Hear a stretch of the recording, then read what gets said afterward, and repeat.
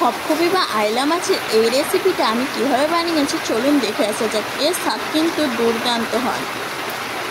রেসিপিতে আপনাদেরকে আবারও অনেক অনেক স্বাগত জানিয়ে আজকে আবার একটা নতুন রেসিপি নিয়ে চলে এসেছি। আজকে আমি 2 রকম মাছ নিয়ে নিয়েছি, সেই মাছেরই ঝাল করে দেখাবো। এই মাছটা আপনাদের ওখানে কী নামে চেনে আমি জানি না, কেউ বা খপখপি, কেউ আইলা, আবার কেউ কাঠকই। আমি 2 রকম মাছ নিয়েছি, এই মাছটাই ঝাল করে দেখাবো। চলুন তাহলে রান্নাঘরে চলে যাব আর রেসিপি শুরু করবো। ফেসবুক পেজ থেকে দেখলে আমার পেজটাকে ফলো করে দেবেন, আর ইউটিউব চ্যানেল থেকে দেখলে আমার চ্যানেলটা সাবস্ক্রাইব করে দেওয়ার অনুরোধ রইল। চলুন তাহলে প্রথমে রান্নাঘরে চলে যাবো আর রেসিপি শুরু করবো। নিয়েছি এই মাছটা, আমাদের এখানে কাঠকই নামে আমরা চিনি, আর এই মাছটা, আর এটাকে আমাদের এখানে খপখপি মাছ বলে জানে এগুলোকে। তাই এই মাছগুলো প্রথমে আমি কেটে নেব।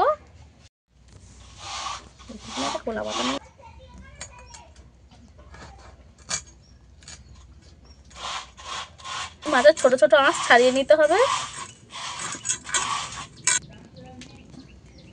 মাছের আঁশ ভালোভাবে ছাড়িয়ে নিয়েছি, এর মুখটাকে কেটে দেব।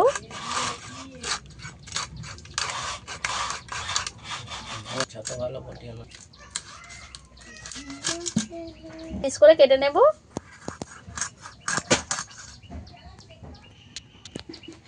একটা মাছ আমি 3 পিস করে নিয়েছি, এই মাছটাও একইভাবে আঁশ ছাড়িয়ে নেব।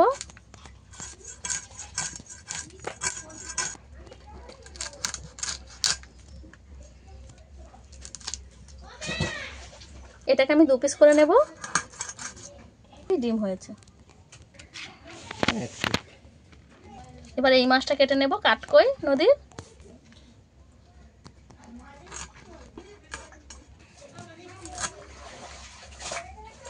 নদীর কই মাছ, এই মাছটাই কিন্তু প্রচন্ড পরিমাণে আঁশ। ও কোথায় আছে দেখ। মাছের আঁশ ভালো করে তুলে নিয়েছি, মাছের গালটাকে কেটে নেব। ছুঁচ হয়ে আছে, এই মাছের কাঁটা থাকে, একটু সাবধানে কাটতে হবে।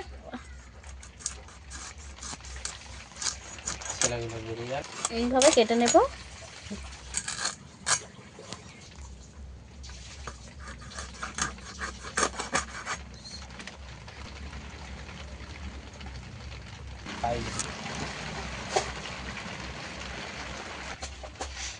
তিনটে মাছ কেটে আমার 1 থালা মাছ হয়েছে।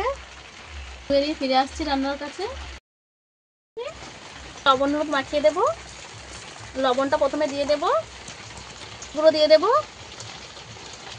মাছটা হাত দিয়ে ভালো করে আমি মাখিয়ে দেব মাছের গায়ে লবণ হলুদটা।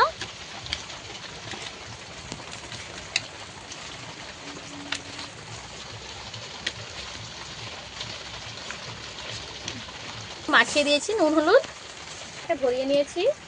কড়া গরম হয়ে গেছে, তেল দিয়ে দেব। একে একে মাছ দিয়ে দেব, একবার উল্টে দেব। এই মাছগুলো তেল প্রচন্ড পরিমাণে গরম হওয়ার পরেই মাছগুলো দিতে হবে।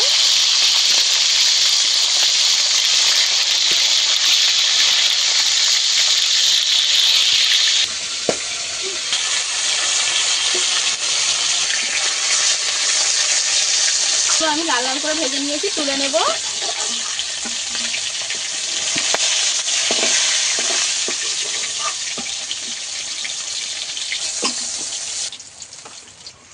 বাকি মাছগুলো একইভাবে ভেজে নেব।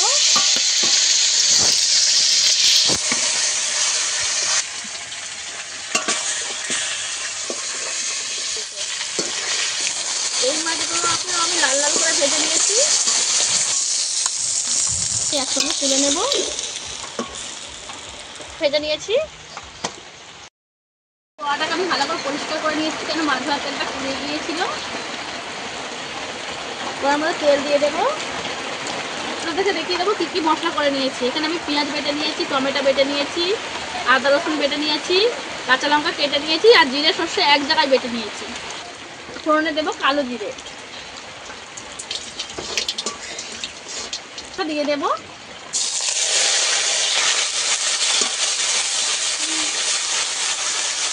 পেঁয়াজটা আমি আদা মিশিয়ে করে বেটেছি, পুরো মিহি করে বেটে নিইনি।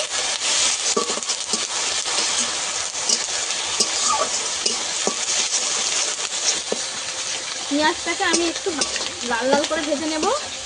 পেঁয়াজটা ঠিক আমি এইভাবে ভেজে নিয়েছি। এই যে রসুন বেটে রাখা একসঙ্গে দিয়ে দেব।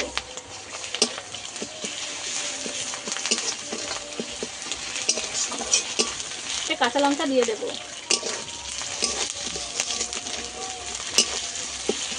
টমেটো বাটাটাকেও দিয়ে দেব। সমস্ত মশলা আমি একসঙ্গে কিছুক্ষণ কষাবো।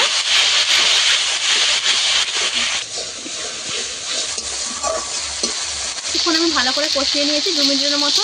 গুঁড়ো মশলা দিয়ে দেবো, গুঁড়ো দিয়ে দেবো, লঙ্কার গুঁড়ো দিয়ে দেবো, ঝাল অনুযায়ী দেবেন। 1 চামচ ধনে গুঁড়ো দিয়ে দেবো।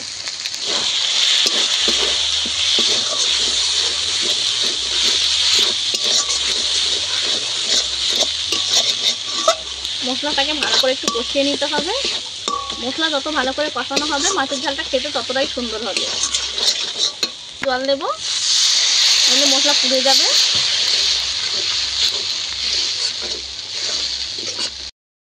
আমি 2 মিনিট ধরে কষিয়ে নিয়েছি। এই যে মশলা থেকে তেল ছাড়তে শুরু করে দিয়েছে, আর অল্প একটু কষাবো।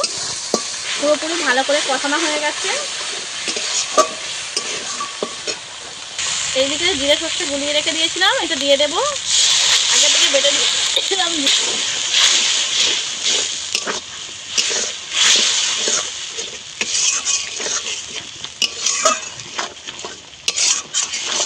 এবারে জল দিয়ে দেবো। জলটা হলেই আমার হয়ে যাবে, আর জল দেওয়ার কোনো কারণ নেই।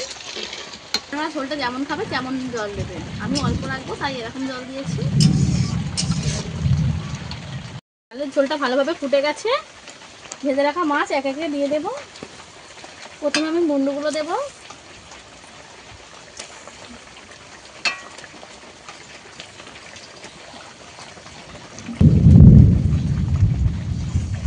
মাছগুলোকে দিয়ে আমি একসঙ্গে কিছুক্ষণ ফুটিয়ে নেব। থেকে লবণটা দিয়ে দেব। এবার একটু উল্টো পাল্টে লবণটাকে মিশিয়ে দেব ঝোলের মধ্যে। যেহেতু আমার মাছে লবণ দেওয়া ছিল, তখন বুঝে লবণটাকে দিতে হবে। নেব। প্রায় রান্না হয়ে এসেছে। এই ঝোলটা একটু মরে গেলেই নামিয়ে দেবো। মাছের ঝালটা আমার রেডি হয়ে গেছে, নামিয়ে নেব। এই যে মাছটাকে নামিয়ে নিয়েছি। মাছের ঝালটা পুরোপুরি রেডি হয়ে গেছে। এখানে কিন্তু প্রচণ্ড পরিমাণে বৃষ্টি হচ্ছে, তাই আমার কথাটা নাও শোনা যেতে পারে। এই যে আমার মাছের ঝাল রেডি হয়ে গেছে। এইভাবে মাছের ঝাল রান্না করলে কিন্তু অসাধারণ খেতে হয়। একবার হলেও বাড়িতে বানিয়ে খেয়ে দেখবেন, আশা করছি আপনাদের খুবই ভালো লাগবে। আমার এই মাছের ঝালের রেসিপি যদি আপনাদের ভালো লাগে